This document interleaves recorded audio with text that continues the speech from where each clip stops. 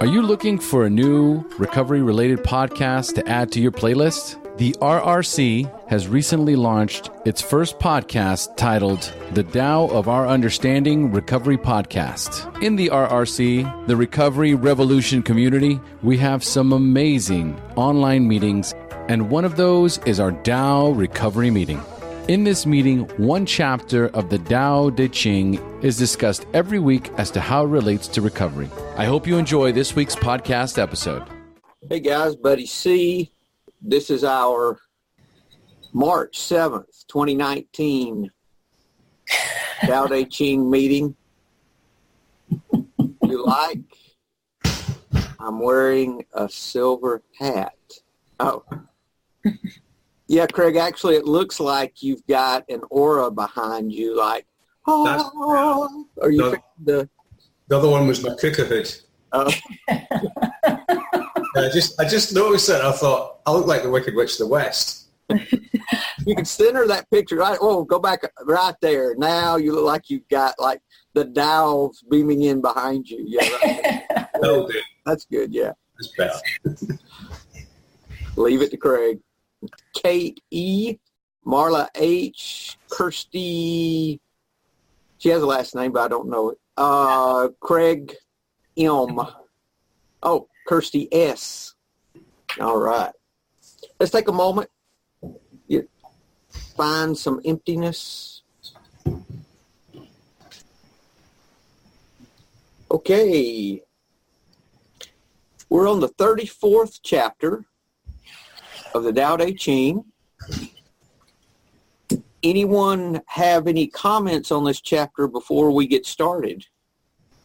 I could not come up with a good title for this because, gosh, there's so much. I'm really excited about seeing what comes out of this. It's another one of those water chapters, talking about all about water.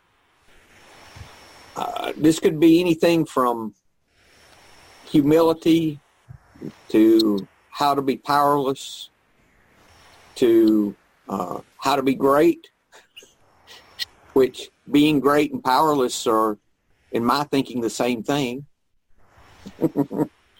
So there's so much here. I noticed with this one, it doesn't just talk about water, but it talks about the force of water. Because beforehand, it's always been like a gentle stream, a gentle flow of water, but this one looks like it's quite fast and quite a powerful one. It's taking water in another direction. Yeah. Mm-hmm. I'm talking about the force of nature and how we try and change nature. We're always trying to change it to our will when it really cannot be changed. Learning to live naturally. I thought a lot about guidance with this and how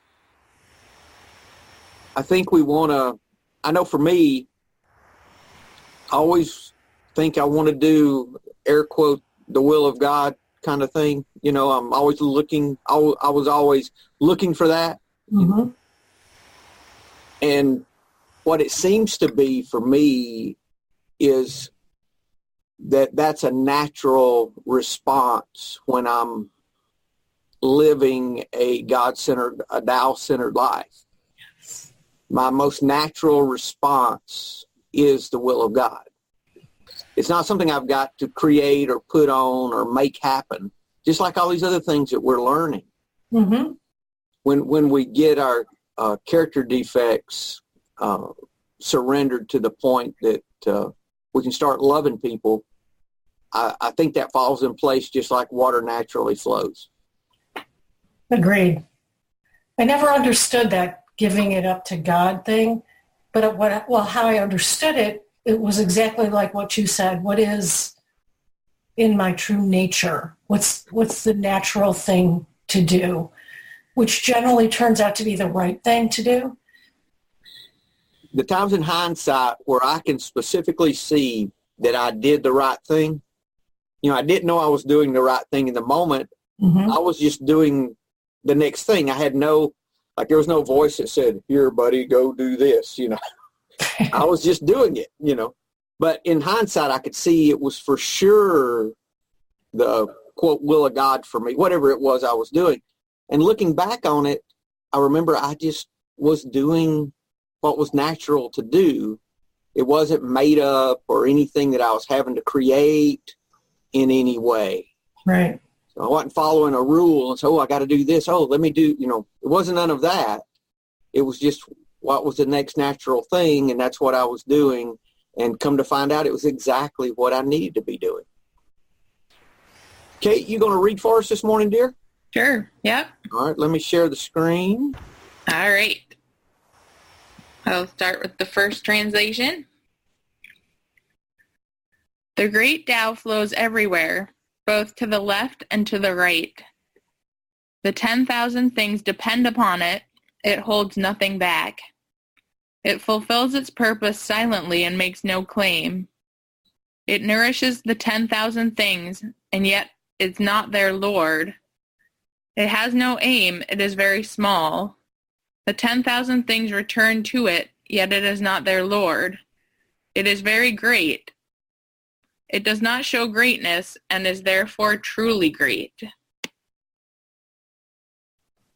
Second translation.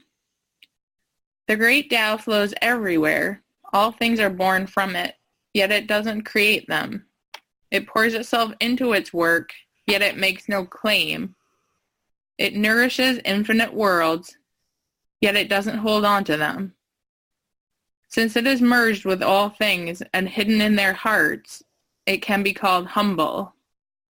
Since all things vanish into it and it alone endures, it can be called great.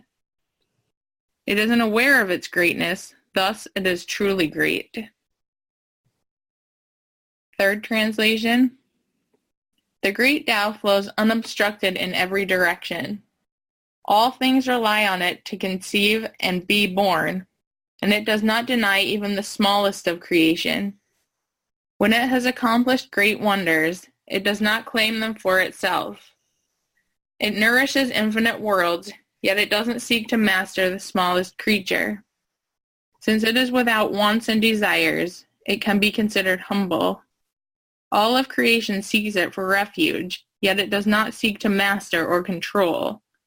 Because it does not seek greatness, it is able to accomplish truly great things. Final translation. Tao flows in all directions. It's in everything, but nothing can contain it. Everything needs Tao, so Tao provides, and never expects anything in return. Everything comes from Tao, but Tao doesn't call attention to itself. It wants for nothing. Think nothing of it. Everything leads to Tao, but Tao doesn't call attention to itself. Pretty impressive, huh? It doesn't strive for success. That's why it succeeds.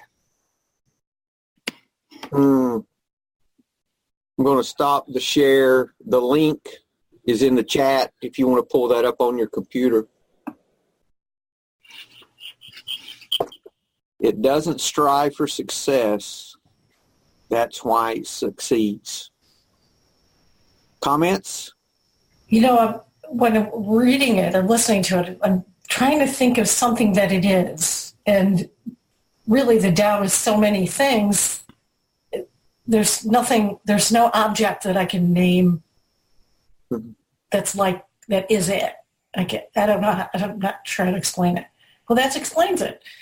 The Tao is 10,000 things. There's no one thing you can pinpoint to explain the whole thing. If you could explain it, then it would not be the Tao. Right.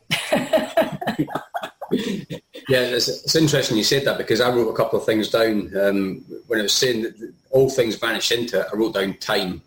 It's like everything gives into time. Then it nourishes all the world, and then I wrote down life. So is it all these different things, all encompassing. So I thought it's kind of like a life source.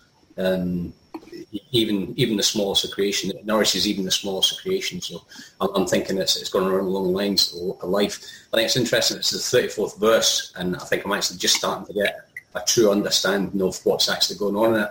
And I think it's just really brought out from this by the different words that's used in it, by nourishing, flowing into everything, everything's sustained from it.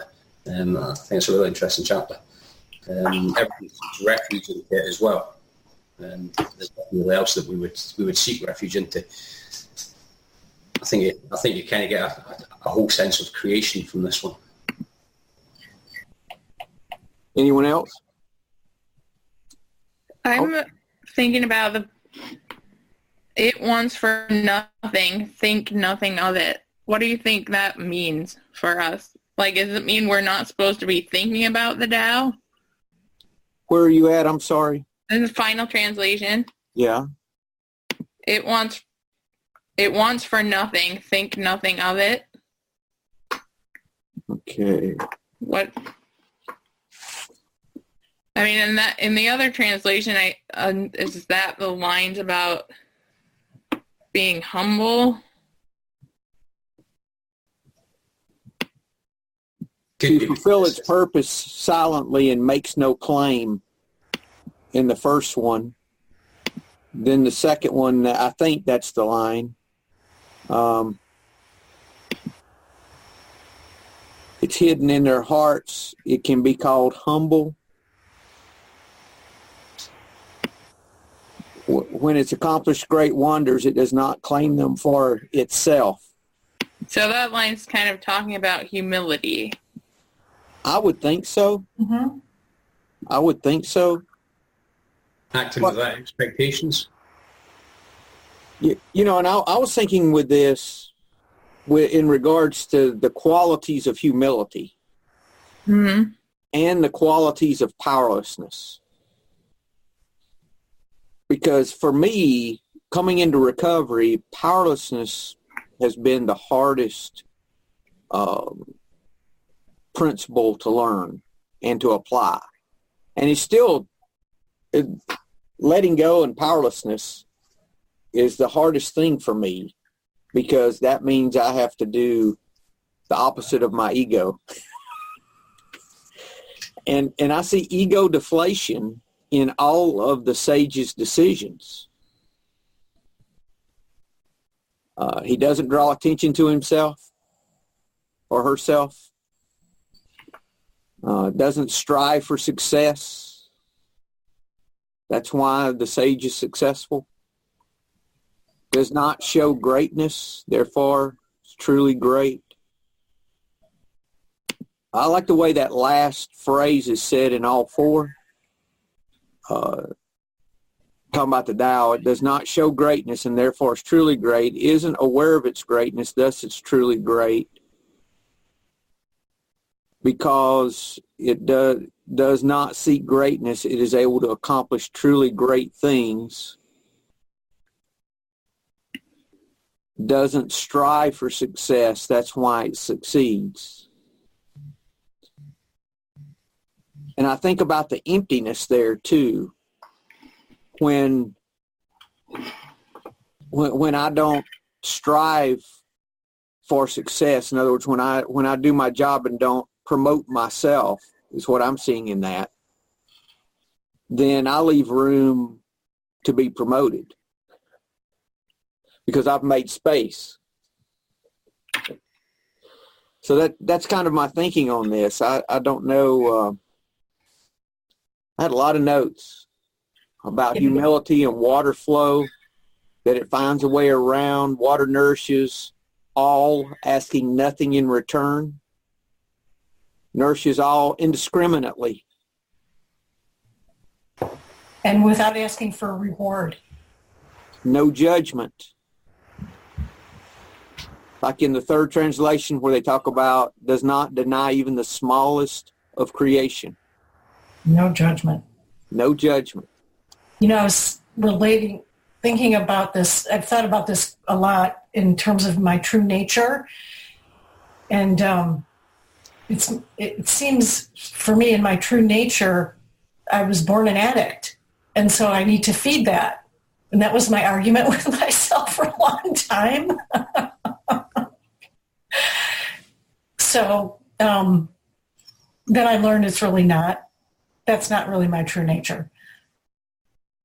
But that kept me from being, getting in recovery for a long time. It's like, it's my true nature to be an addict, for God's sakes. You just weren't ready, Marla. That kept you alive until you were ready. Right. Water works in the background, thinking about water. Maybe not aware of its significance. It's working all the time. I mean, what percentage are we water? What, 70%, 80%? Something like that, quite a bit. Yeah. But I never talk about it, or I never, I'll drink water, but it's not something I sit around thinking about. How much of our life, and if you're looking at this as an analogy, what kind of purpose water has in our life, but yet, the nicest person to the worst can get nourishment from quench their thirst from a glass of water. Mm-hmm. Water doesn't decide who's worthy. Water doesn't draw attention or praise. It just continues doing its purpose. Mm-hmm. Has no aim, no agenda. A lot of qualities there that we could take with that. The no judgment, does not strive, makes no claim, does not seek greatness. Can I throw a wrench in? Sure. So it's in another translation I was reading. It's in our nature to try to change our nature. So I'll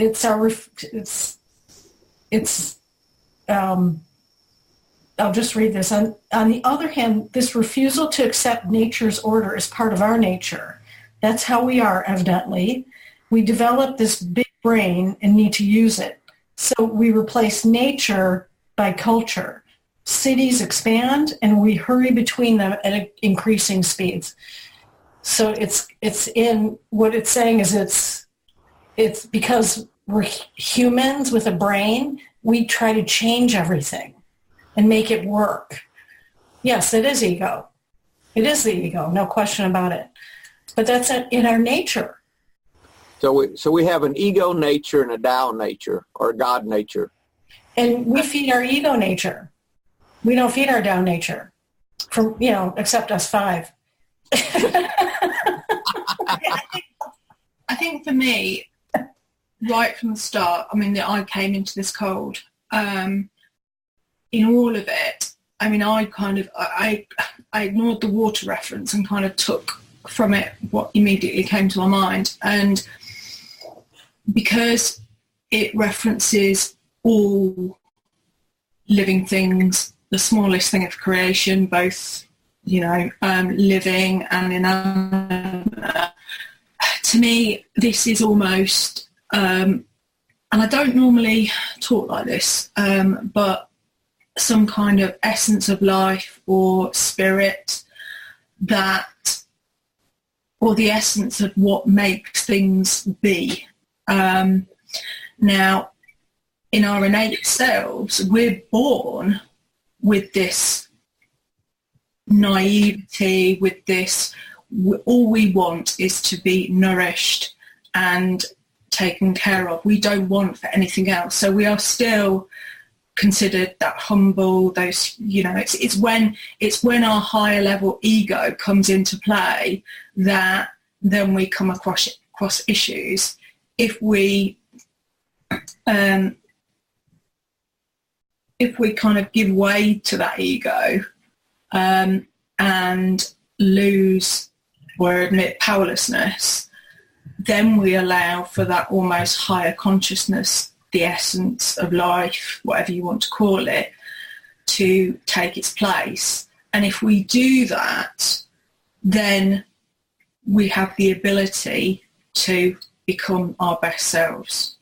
And that is the same for every living thing on the planet. Yes. Yes. Guys, thanks for coming today. You hit the nail. That's pretty much it. Yep. Kirsty, as far as I can see, that's one thing I found that was interesting was talking about the last of the third translation there. All of creation seeks for refuge, yet it does not seek, it's talking about the Tao itself. All of creation seeks it for refuge, yet it does not seek to master or control. Because it does not seek greatness, it is able to accomplish truly great things. And I got to thinking about powerlessness in that. The great things would be, if that's an example to us, that's how we're to behave. The great things that we would accomplish would not be of our own ability in this regard. So that's the powerlessness element. And I was thinking about acting our way into right thinking rather than thinking our way into right acting. You know, that idea that we learned, you know. So I was thinking about that, and maybe the reason the sage is able to accomplish truly great things is because the entire time the sage is not seeking to be great. You know, it's not a play on words. It's like, well, if you ever go to an AA meeting, you've got the Lord. I don't know where y'all are, but here they always use the Lord's Prayer to close the meeting out, okay? When you're saying that, it's a part of that says that we're forgiven as in the same way that we forgive. So we take the action to forgive, and then we're forgiven. And I think that's talking about in daily life that I treat others the way I want to be treated. I show love, and I don't treat people the way they treat me. I treat people the way I want to be treated. Mm-hmm. So same kind of thing. So when we we have to take the first action, risk showing a kindness and getting nothing in return, like the 79th chapter talks about. But this is really, maybe the reason he's great is because he's not trying to be great. He's just doing the next right thing. He's not doing things that are gonna with the intent of being great. It's not like, well, I'm great, but I don't need to show it. Or I need to be humble, that kind of thing. It may be that same idea, and I'm not doing a good job of explaining this. But no, that's the truth of it. Greatness comes from also not being attached to greatness. Yes. And that we're able to do these great things, and when we're not able to do them because we're great, we're able to do them because that's not what we're seeking to do. Mm-hmm. We're seeking just to nourish. This person just needed help. Like the water, So I'm just helping. And this just came of it, and I had nothing to do with it, kind of thing. I think that may be what, that's one thing I was getting out of it. That's one of 10,000 things. Yeah, for real.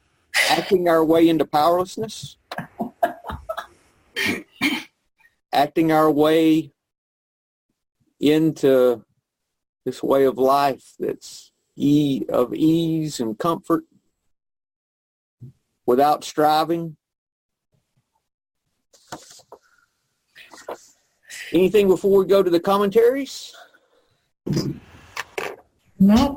Okay, I will read I've got a little something. Yes, Kirsty, please.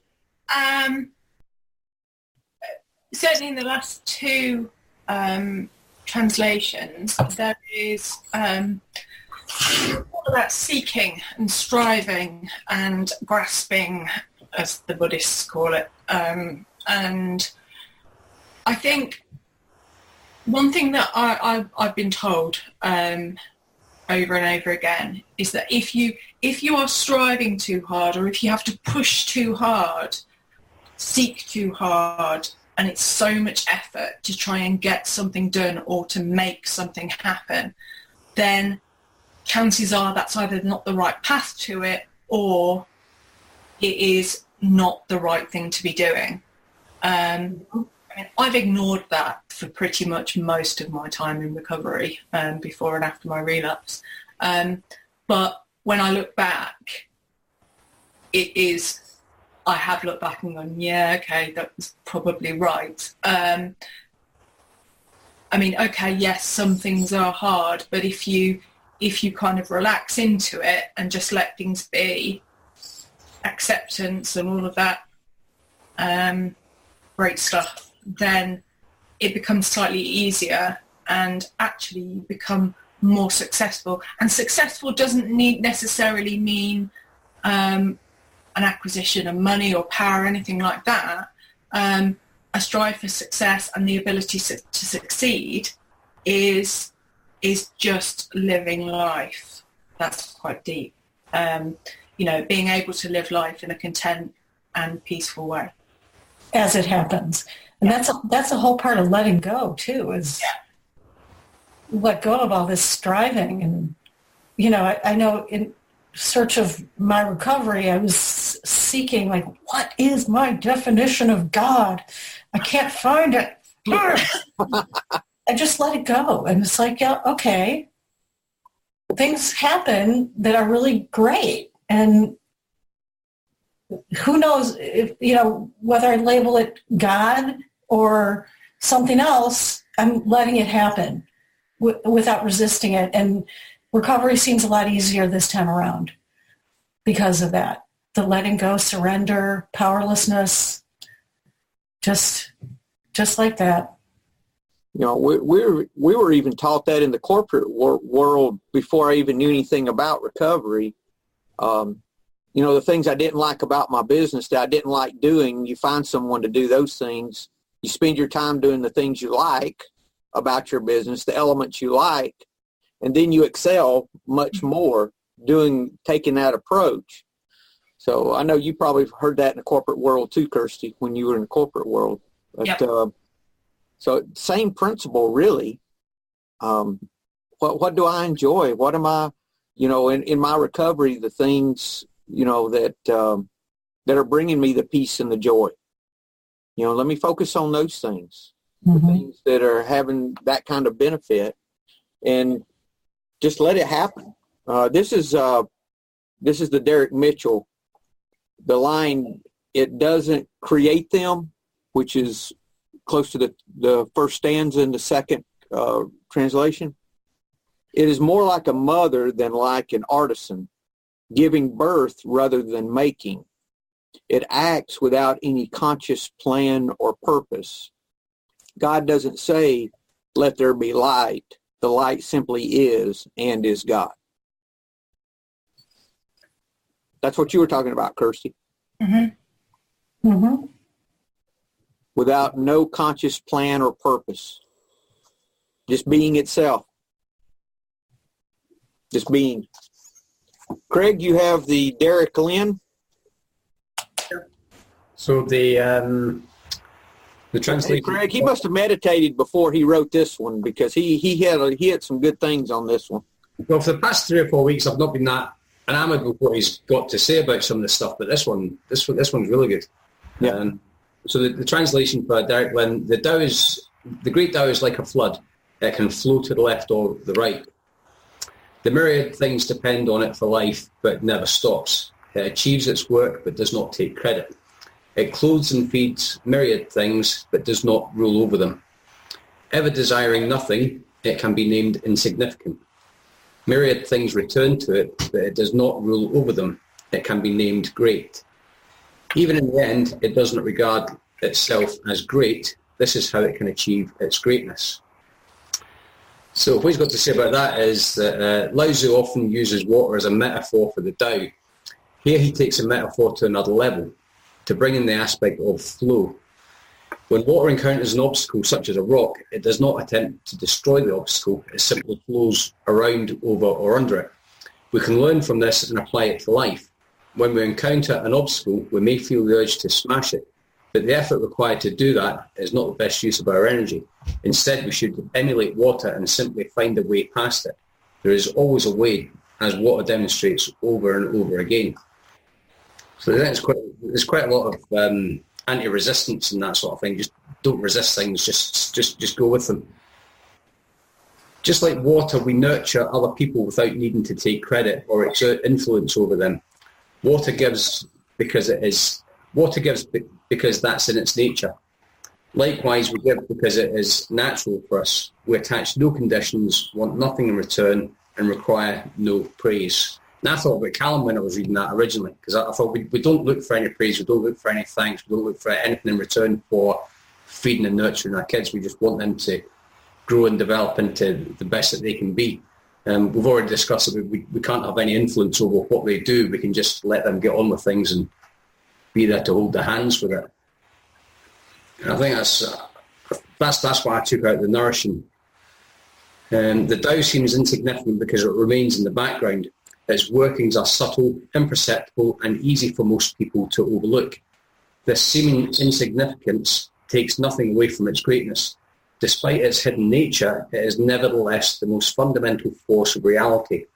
Although many people are not aware of it, none of us can exist without it. Thus, the Tao is insignificant and great at the same time.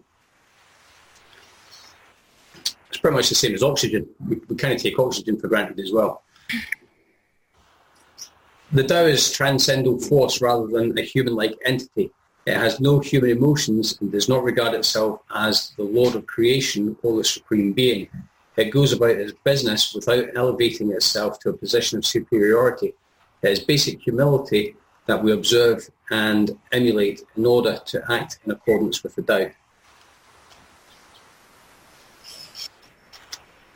Basic humility that we observe and emulate in order to act in accordance with the Tao. Just like water, we nurture other people without needing to take credit or exert influence over them.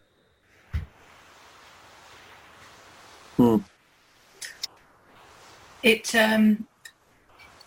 actually got me at one point because, and I got almost like a little lump in my throat with emotion, because the one person in my life that had like a really lasting effect was in the background, quiet, giving, expecting nothing in return.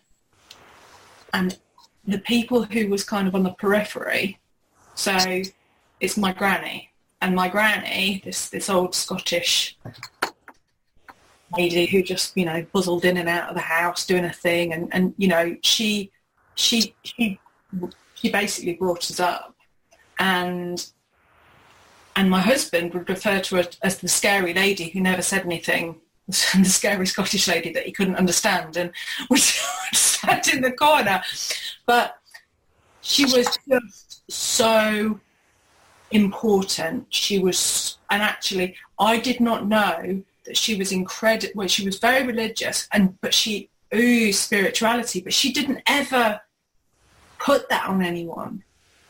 And when I think of spirituality, I always think of her, because I know people that will do something, but I know they then think, oh, I want you to do, it's almost like, oh, well, I'll do this really, really big, amazing thing for you. But, in the back of my mind, they then have an expectation to do something. And me and my husband live our lives based on, if we do something for people, we do it because we genuinely want to. We don't expect anything in return. And whether it's parties, whether it's dinners, whether it's anything, help, anything, because we know that our true friends would do exactly the same for us. But when that was read, I had visions of my granny in our old kitchen, or hanging out the back of the door having a fag, and just being there and just being awesome in the way that she was, in the very quiet way that she was. And she just was the essence of spirituality, despite an incredibly difficult life. She was very, very, she seemed to ooze contentment and peace. And was happy when she was about to die, according to my dad. So it was... I heard that about a lot of people on their deathbed, they have embraced the spirituality, so they're happy. Can't wait. But we should embrace it while we're living. Anyways, that was good. I think about helicopter parents a lot. We've been talking about this helicopter parents, how we want to keep our children from doing things wrong. And so we make them do the right thing, or what we think is the right thing, which goes against their nature. My parents were not helicopter parents in any way. They let us pretty much do whatever we wanted, but had a ruling kind of a ruling hand in that we had to respect them still and listen to them, but they didn't necessarily hover over us, which I think is a great thing. It was a great thing. And it's kind of that, like your granny, somebody in the background, you know what to do because they're there. It's, interesting. We can be grateful for those folks in our life that were placed there for a reason, Yeah, well, parents, I don't know. That's a whole other thing. Okay. Any comments before we move to Wayne Dyer? He's got some good stuff this week, too. His is practical. It's really practical. Living the Great Way. Yeah. I'll share the screen on this one for you guys, if you don't have that. I'm going to start actually the second verse, the second paragraph. Verse 34 of the Tao Te Ching describes greatness in an entirely different manner.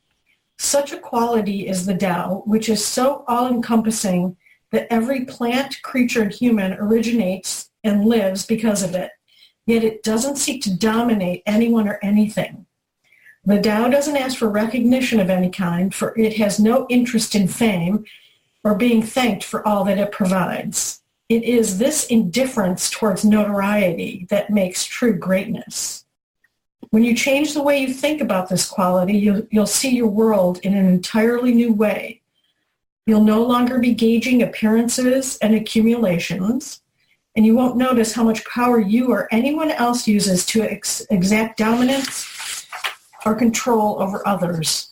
Rather, your new way of thinking will allow you to look for the unfolding of the Tao in everyone you see. Perhaps for the first time, you'll notice greatness in others as well as yourself in terms of the Tao that includes all. You'll be able to look at the sky and see its grandness, which demands absolutely nothing in return. As you change your encultured view of greatness, you'll begin seeing a different world.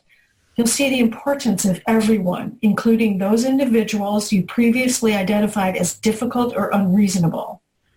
You'll begin to see that the holiness that ferments the galaxies is working in you, in me, and in everyone.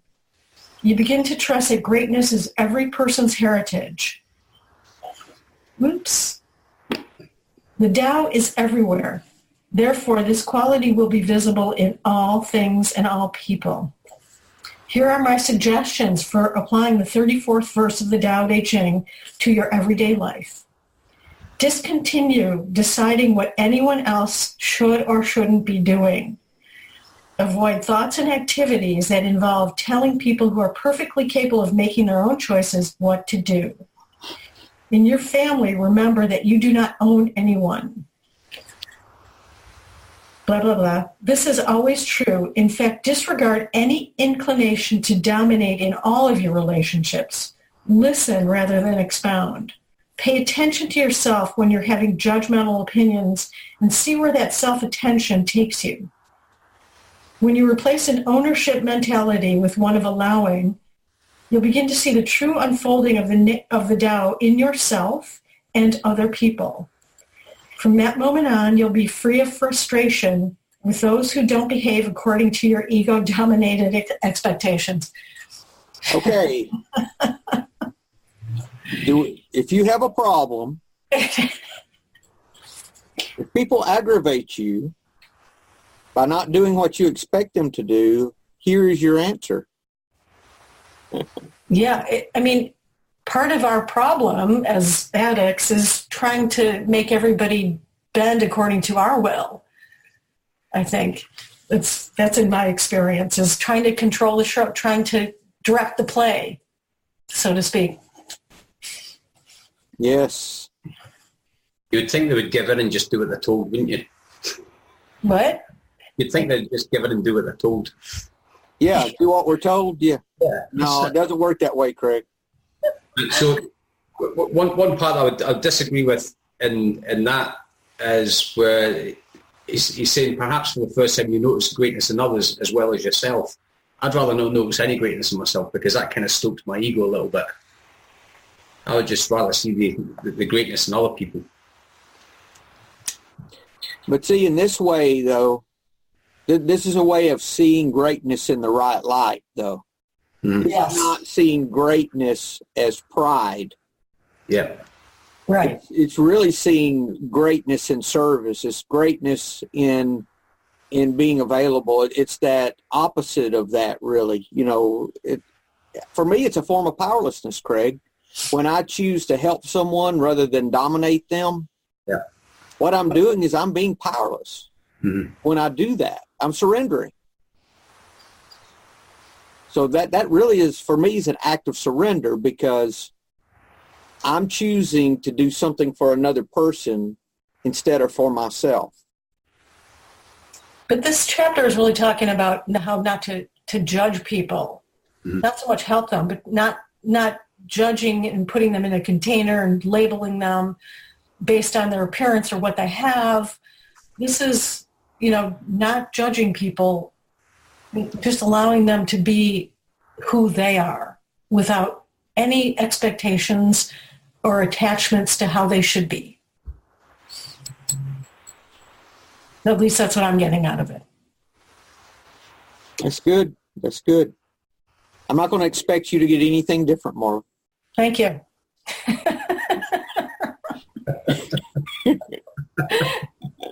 Thought y'all would like that.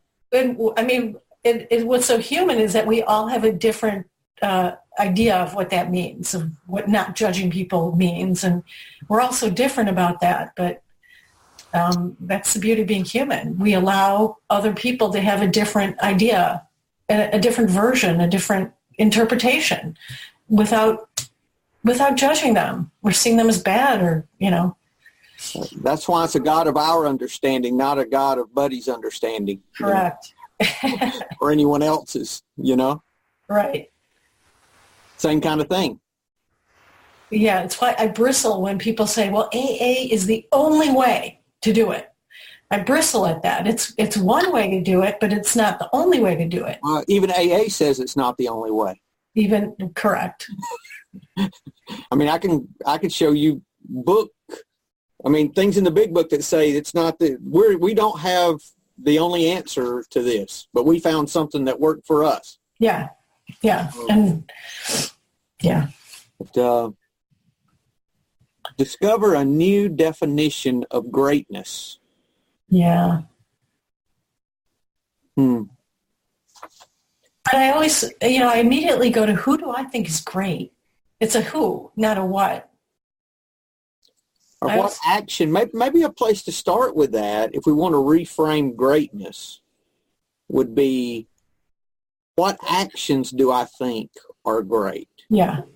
Maybe go to the action itself and reverse it back, because we've been so programmed to think of greatness with, the same thing with the success and the money and, all those things all lumped together, when what this is saying is greatness is paradoxical too. What you think is great is not, what you're taught that's great is maybe not what's really great. I like his translation that he used in in this verse. I want to read it. The great way, I will, let me go to it on the screen. Yeah, I pick and choose what I want to read on this I one. know. It's fine. The great way is universal. It can apply to the left or the right. All beings depend on it for life. Even so, it does not take possession of them. Okay, I saw some things in here that showed me some examples of how to apply this. So they're depending, and the response to someone depending would be, does not take possession. Okay? I'm just thinking about me and people and my interactions with people. So I'll come back to that. It accomplishes its purpose, but makes no claim. So it accomplishes, and it makes no claim. Okay. It covers, but it does not dominate. All things return to it as their home, but it does not lord it over them. Thus, it may be called great. The sage imitates his conduct. By not claiming greatness, the sage achieves greatness. So, does not lord, does not dominate, makes no claim, does not possess. A lot of letting go, a lot of lack of attachment. Lack of attachment, yeah. No judgment, does not lord it over them. No judging. Yeah. You know, and it's interesting, again, it's this acting our way into right thinking, I believe, because it says that the sage imitates this. By not claiming greatness, the sage achieves greatness. So that by this action causes the sage to be great. I mean, I've had times in my life where I took the high road, which was, the road of behaving in this way in a particular manner, in a particular situation. And people would praise me in the middle of that, and I'm like, I wasn't asking to be praised, but yet it just naturally happened because I was doing the right thing. So I think that's some of this. When we're in situations, are we trying to control, or are we trying to, work harder and do better to achieve, to make, are we in pride and ego? Or are we over in love and kindness? What are we working in with this? That's kind of part of this. It's trying to overcome the brain going against our nature, because that's what it wants to do. It wants to dominate and judge. And he had a really good, Dyer had a good do the Tao now. Were you going to read any more, Marla? I can read this. Okay. Let's go to I like that he's practical. So discover a new definition of greatness. Offer yourself a definition that doesn't use any standards of appearance or traditional external measures of success. Notice those who give much, boast little, nurture others, and decline recognition or credit, and put them in your greatness file. Encourage yourself to practice these same kinds of behaviors. Yes. Begin noticing how the Tao is always flowing in an all-providing, no-boasting, non-demanding, non-possessing manner.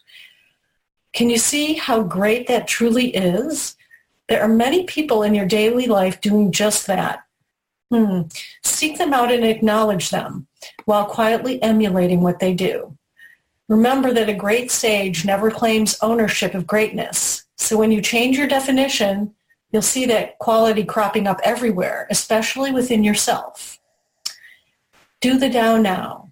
Make a decision to spend a day seeking out several people who fit the model of this verse of the Tao Te Ching.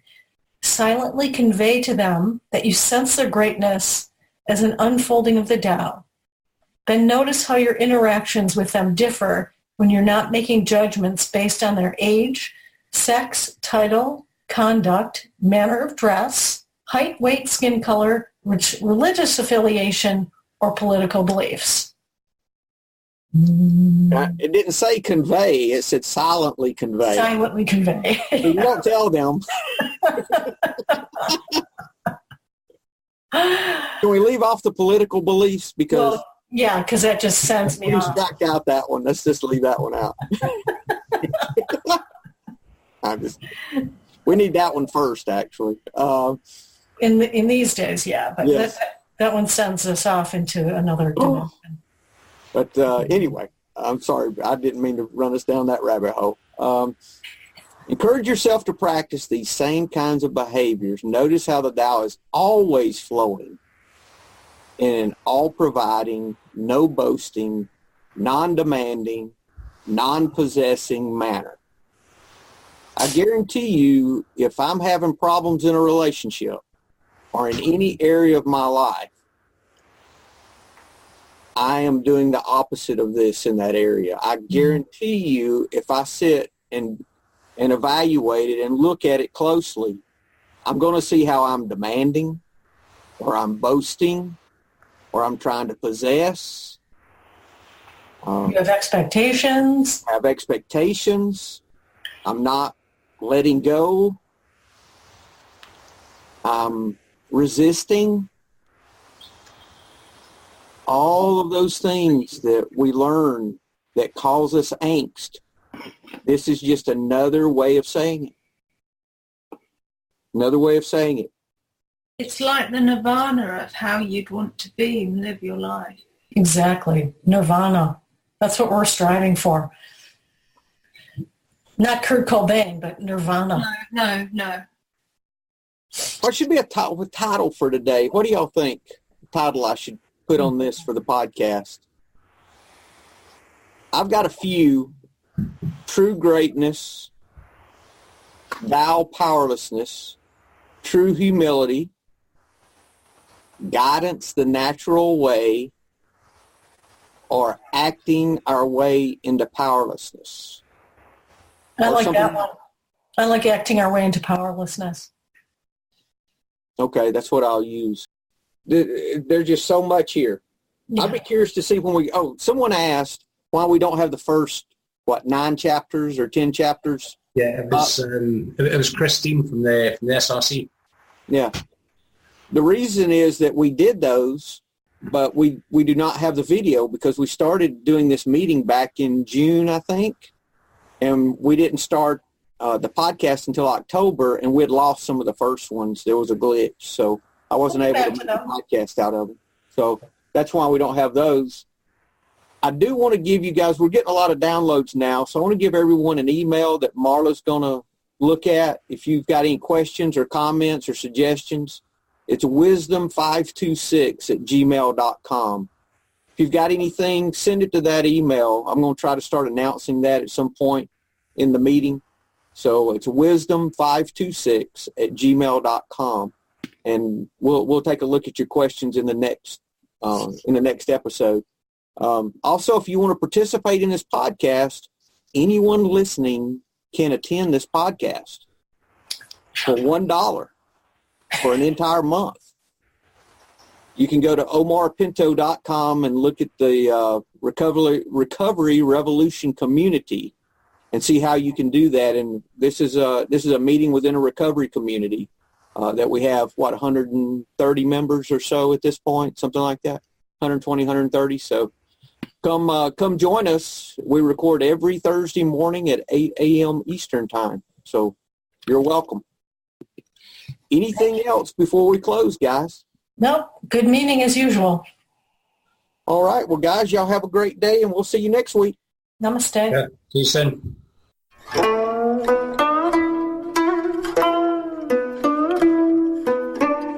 Thank you for listening to the Tao of Our Understanding Recovery Podcast. For more information about the RRC, the Recovery Revolution community, go to omarpinto.com and click on the link that says Recovery Revolution Community. Once you join the RRC, you'll be able to participate in this meeting and many more live, plus access to a video library of past meetings and many more benefits for being a part of this growing community. Thanks again for listening, and if you enjoyed this episode, please share this podcast with your friends in recovery.